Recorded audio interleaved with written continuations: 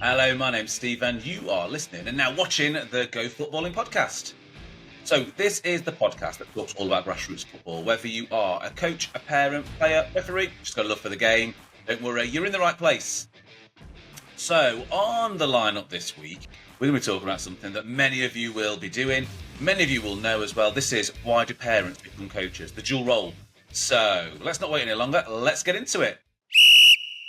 So, everyone, before we do start the show as well, just want to give some special mentions out, especially for people that are looking for maybe some gifts, maybe some ideas, maybe your coaches, maybe your parents as well. But this is for you to head over to Lacey's.com. So, you might have seen Lacey's on Dragon's Den. They do some amazing products. What I've got for you is I've got you something that's really, really good. Okay, so I have got you a special deal, 10% off. All you need to do is head over to Lacey's.com. And when you go to the basket, you just need to use the code in there of Go Football Pod, and it'll give you 10% off. Okay, and that could be the bands that stop your laces from getting undone, which are absolutely, honestly, for parents, they're amazing because you don't need to keep on tying your shoelaces up. Coaches, they're amazing, and during the game, they're amazing. When I'm refereeing, the amount of times that people shout laces because they're tying their laces up is unbelievable. Okay, so head over, go and grab those. But they've got loads of other great products. Just head over there, fill your basket up, and then just put into the code at the bottom. Just put Go Football Pod, and you'll get a 10% discount. Better than that. Let's get into the show. So here we go then. So yeah, absolutely. This is a bit of a tricky one, really, in some ways, but also something that's really familiar to a lot of people. So up and down the country, there is a horde of volunteers that are all coaching and doing various other roles as well. But today we're just going to talk about the coaching side of it and parents that have to step up and become coaches of their grassroots teams. I think it's really normal, really common. While some teams do, and some clubs, they do go down the route of having some paid coaches at certain age groups. I think that a majority, or almost all teams, really have coaches that come in, and a majority of them are parents, and they're parents because their child is playing in those teams. And that's absolutely fine. But if we just look at some of the reasons as to why parents always have to do that, and by the way, absolute rock stars, if you are a parent coach, especially if you're one that had absolutely zero idea about football, about coaching, no experience, and actually stepped up, more power to you as well. That is absolutely great. And I suppose I say parents, what happens is out of necessity. I think that a lot of clubs, what they will do is they will have the very youngest age groups, they'll have those ones, and they may have paid coaches for them, or it's always on like a Saturday morning. These are always like the 4, 5, maybe 6 year olds that go to those fun sessions. And that's kind of like the pathway into the first set of under sevens, I suppose. Sometimes there's under six teams, but sort of like the under six, under sevens, under eights. It's kind of a pathway. Can we get as many children into those ones? Because if we can get a couple of teams there, that's when we can start charging for things like subs and things, and the money can go back into the club, and it can start reinvesting for equipment and all those.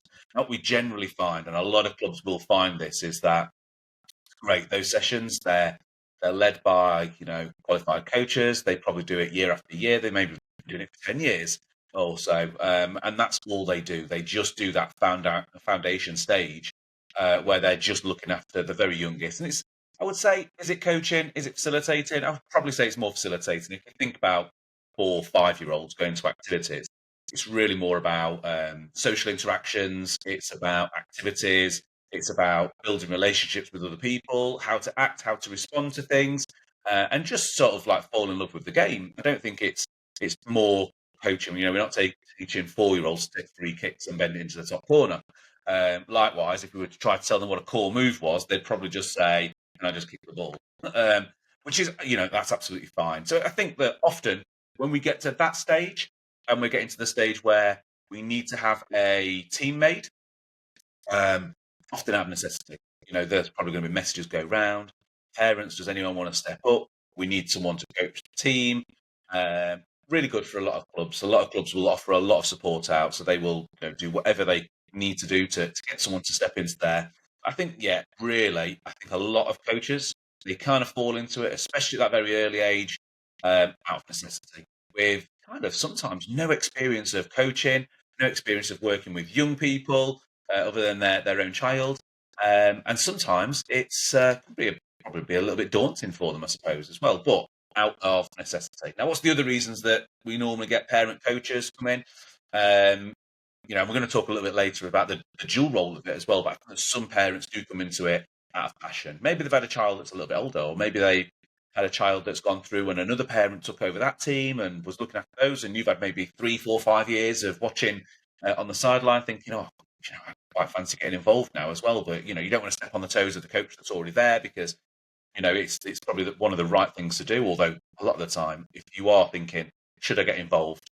Just ask the team, ask the coach, look, if I can get involved, I would. So a lot of them will appreciate the help, especially with the younger age groups, where extra eyes, extra hands, extra people running things out, extra voices, extra reinforcement of positive things that they're doing is always going to be welcome. So I think out of passion, I think that sometimes parents can really drop into out of passion. If they've got a love for the game already and they want to be involved in it, maybe they had a playing career, at Grassroots, and they've got to the end of that, and maybe they've had 2 or 3 years away, and they've got a little bit of an itch, and they're all of a sudden thinking, "Oh, that's for me now. I think I should go and get involved with my son or daughter's team." And I think that a lot get involved with that too. So, I think what else are they getting though? I think that a lot of the time you feel like you're probably giving something back. Especially at those earlier stages where they're not really. It's not all about It's not all about techniques. It's not all about formations. It's all about tactics as well. Although you can always go back and listen to the previous episodes that have always been about those things. But a lot of the time, it's are we giving something back to your child? Are you giving something to that team? Are you do you have a little more control? Do you have the time to go and do those things? I think that's a lot of the reasons why certain people fall into it. And sometimes you get some parents that have never coached before, like literally never done any coaching. Sometimes they're the best ones. They're the ones that can communicate really, really well with younger children. And sometimes you get that as a older parent too. Sometimes you may have not stepped in at that early age. Maybe you've stepped in a little bit older. Reasons for stepping in older probably comes down to one or two things again. If you get to under 12s and all of a sudden coaches leave, and maybe it's because the child is no longer in the team, or decided they don't want to do football. Maybe they've had a change of circumstances with working hours. There are loads of different things as to why. But again, probably comes out of necessity. Under 12s, like the team's going to fold unless a parent step in and coach the team. And sometimes parents really, really good. They do step in. My girls' team this year was what we played against the team partway through the season. And then when we played them at the end of the season, it was the last game for us in the season. Completely different coaching team as well. 3 different parents all stepped in. There must have been some circumstances over there that I'm not really sure about. But yeah, the 3 coaches that were there were no longer there. And there were 3 new coaches actually coaching the team that are taking it all over. And that's probably out of necessity that, they didn't want to drop their team out of the league. And they probably had a bit of passion for football. And I think that's one reason why a lot of parents get into it. So, yeah, I think that is one of those things that if you are getting in because it's out of necessity, it's kind of like you might not have the same passion for it. But anyone that is listening that is in that stage where you've got a younger child and you're thinking, right, there's either going to be a team or there's not going to be a team, and I might have to step up there as well. You will enjoy it, all right, honestly. Coaching boys and girls in games where they're enjoying it and you can give them a safe environment that is really, really positive as well. Honestly, you will get as much out of it as the kids will. So really do go for it. So, but I suppose there's a lot of challenges that also go with this, especially if you're coming in at a later stage, maybe. What are the challenges of coaching your own child? Coaching your own child is hard work. I've done that, and it is really hard work. So, I think that on a lot of forums, on a lot of groups, I think on a lot of things like that, you will generally see, especially this time of season, and I know we talked about it last week with Kev when we were talking about awards and things like that. By the way, if you didn't watch last week's episode, go and watch last week's episode. Kev was absolutely brilliant. Loads of insight into loads of different bits. He's got loads of channels up. I should do a bit more of a plug. In fact, I'll do a separate one and I'll stick it on the end for him as well, so you can go over and watch some of his content. It's absolutely brilliant. But if we're looking at coaching your own children, this time of season, you see on a lot of Facebook groups, you see on a lot of forums, you see on a lot of things like that is this is the main thing that you see coaches say, and that is, a couple of things, but they all kind of allude to the same thing as well, which is My child's never had coach's player of the season, but they deserved it.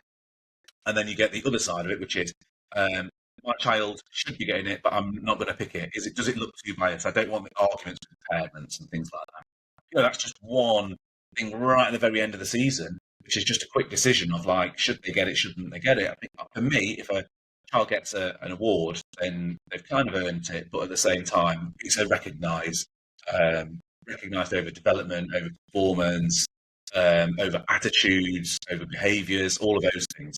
Really, for me, where the awards really.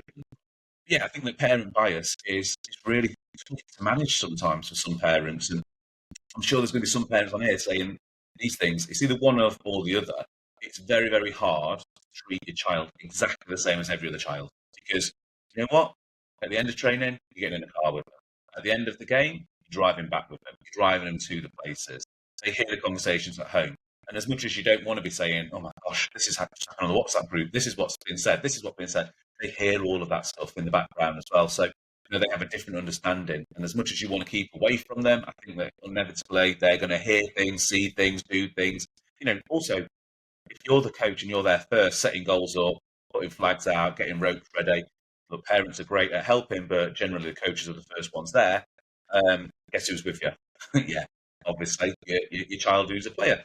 So, they have a complete different experience of football and of the football team that they're in because they're the ones that are there first, they're helping, they're assisting, doing lots of other things as well. So, but then you get the other side of it as well. So, are we sometimes too hard on players if they are your own children? No one wants to be shouting along the lines. In fact, we talked about that last week, out on the sidelines, shouting at children, in any other environment is wrong and frowned upon and should be. And so should football, really. And it's not always passion. Sometimes it's really easy for some parents to be shouting extra loud or differently at their child than they would at everyone else. And you probably get that on the sideline, but parents, you can't really change that too much. They're going to shout for their child, and as a coach, you want to do the same too. But then you get the other side: are you too soft on them? Do you realise that there's certain things that they do like, don't like, and you adapt and change maybe sessions? Maybe you adapt and change what is happening, or if you're playing an overload game, for example, do you always put your child on the overload because in the car on the way home you don't want the conflict of the underload, or put them on that team? Do they want to play with certain players at certain times? I think that's certainly something that almost happens too. And sometimes I think that I think a lot of parents will also be looking at you and think that you have a bias no matter which way you go. And it's really, really tricky to be able to navigate and manage because if you are too hard, then you look like you're being too hard on them. If you look like you're being too soft, it's like why are you making it so easy for your child over ours? Sometimes it's not even when the parents are just saying it. Sometimes you'll just notice it yourself, and sometimes maybe your children will tell you. What I would say is, if you are managing your children, your own child is in the team, is talk to them constantly, and also maybe have like complete quiet time. Like, so if you are in the car, you don't talk about the game or football, talk about school or friends or what they're going to do later or what we're having for dinner or something on those lines, and completely cut the football off. To be honest, if they're there before, they're there after, and it's week after week after week, they're going to get bored of you talking about football. It's just one of those things that's probably going to happen. As much as they love it, um, they can't. They don't maybe not feeling like they can talk to you in exactly the same way that they would do if they were talking to their friends or they were talking to you as just a parent that just went to go and watch them. So I think that there are a couple of things. So yeah, absolutely. You've got to think about family time. Like, how can you switch off from that too? If you're managing your own child, like, how do you switch off from full football time? Of this is what's happening. This is who we're playing at the weekend. This is what we're doing. Especially if it gets more competitive. Certainly, when it got more competitive, I would write notes down on the first game of playing that team and take those notes through us to the next game and make sure that we had a bit more on advantage as well, but we could look at what it was like and also just prepare the teams for who we were going to be playing against.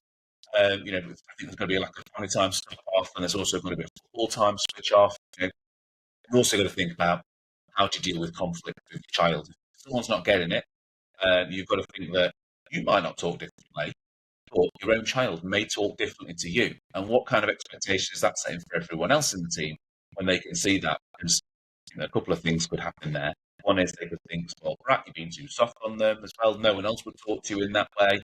Or you're being too hard on them. Does that then worry all the rest of the team? So they can't talk to you as a coach. It's really, really tricky. And it's really hard. I think sometimes try and be seen as just a parent watching the game, doing as much as what you can do.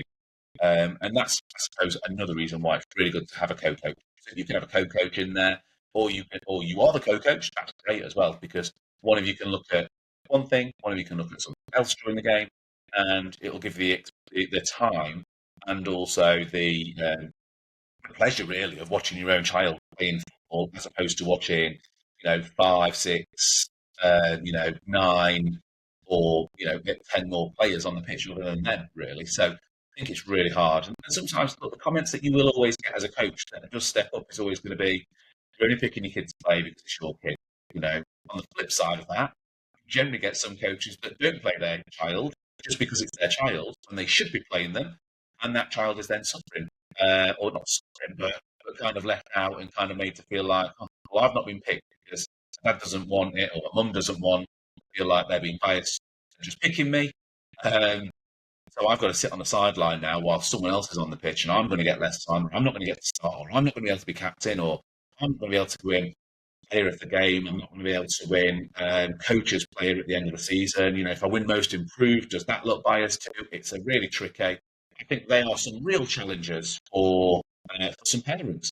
And look, it'd be great to get some of your experiences. So please just email in if you can do. If you just email in, just do it to gofootballpod@gmail.com. That'd be great. And maybe next week I can read some of those out too. Yeah, it's really, really tricky to be able to navigate. So what can we do as parents and as coaches to, kind of make it easy? What kind of tips can I give out as well? I've been in that situation where I've been a coach for a team where daughter was playing, and sometimes some weeks very, very tricky, and I understand it completely from her point of view. Although, admittedly, I was really late to the party for all that. She was probably feeling a bit more negative about me coaching before I realised it, and that was, it's a bit of a tip for me, and a bit of something, give any advice out as well is, check in with the kids early and just make sure they've got a really good environment to tell you.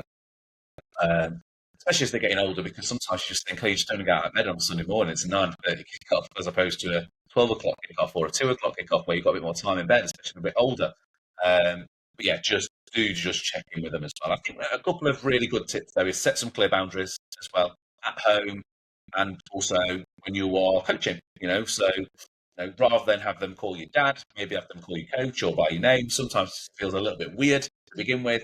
I'm sure that a lot of other coaches do the same thing. So coach or Steve or something along those lines for me, as opposed to, is always one of those good things. But yeah, just set some clear boundaries as well. So football talk ends at whenever you decide that it's going to finish. So whether that's when you get in the car, when you get out of the car, when you're taking your boots off back at home, or one of those things. Same as when you go into the training.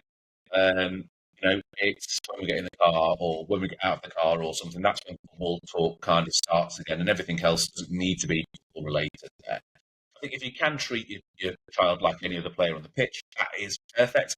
It is really hard to do, okay? And I know a lot of players, parents are going to come in and say, I treat them exactly the same. That's not really the experience that I've seen of other coaches, where I've not known which child it is theirs before they start.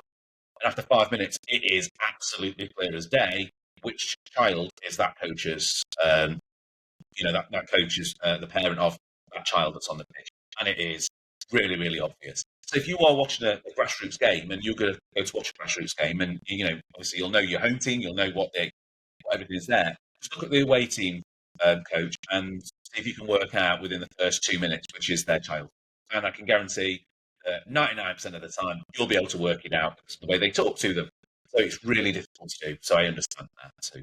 And just be honest with them as well. Try and build a bit of transparency with, we're going to do this at the team. We're going to do that with the team. And that will build a bit of transparency, a little bit of trust, so that they know that if you're going to have equal play time or fair play time or rotating players, if you're going to be having different lineups every week that are going to be going on as well. Just make sure that everyone's aware of it so that it looks fair and it is fair and it's transparent. And that'll build a bit of trust between not you, just you and your child. Because they'll know if they're not in the starting lineup. Why? Because it's been fair and you're switching everyone around all the time. But it also makes it very apparent to parents when your child is on the pitch rotating. So just their time of being rotating. I think that's really good. I think a couple of good tips for people who are going to be coaching, who are parents as well, is stay educated, stay up to date as well. If you can go do your badges, listen, if you're coming in at that very early stage, really good tip as well. Just go and do the courses. The courses are there. There's a couple that you can do online as well, like Playmaker. You can do that. It's absolutely free. Just log on to the FA website. It's not an advert for them, but just go and do that. There's loads of hints, tips. There's loads of session plans, loads of other resources that are on the FA's website. Just head over there as well. Do that. And also the club to put you on your FA level 1. And, if you're a bit further down the line, especially level 1 for me, that's great if you're going to be doing the very early ages as well. And also it's all online, so it's not like you have to go out of your way, but definitely do those. There's loads of other bits that you can do educated-wise. You're also able to go to some CPD courses that they do. A lot of counties will be able to run those. And, don't worry, there's no tests at the end or anything like that. You literally go and sit in the room. They do like a seminar, talk to you, show you some things, maybe ask some questions in a group setting so it's not scary or frightening or anything like that. You're with other people. Bear in mind, everyone else that goes to these courses is probably in the same boat as you. So, again, don't be scared of going to any of those. And, if you're going through the age groups and you're thinking, look, I'm getting a bit more serious here, I want to give support to the team, then there's UEFA licensed courses that you can go and do. Again, go and do some of those, although some of the B and an A license as well, they're horrendous to get on. So, if you are managing to get onto those, then that would be great, really.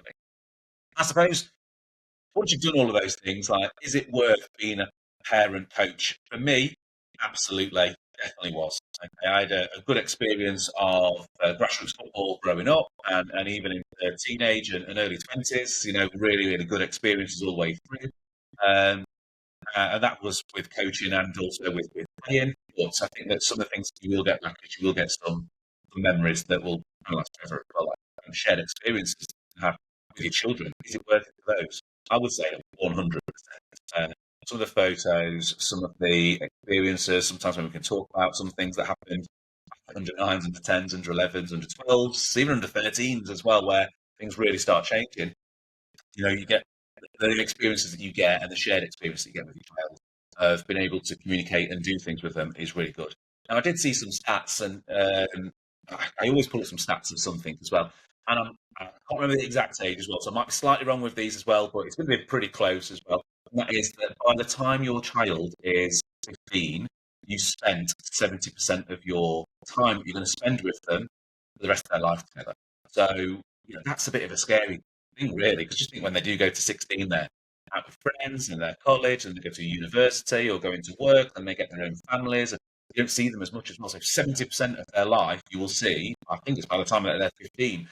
So all these shared experiences are great. So, I think that's definitely something to go and look at.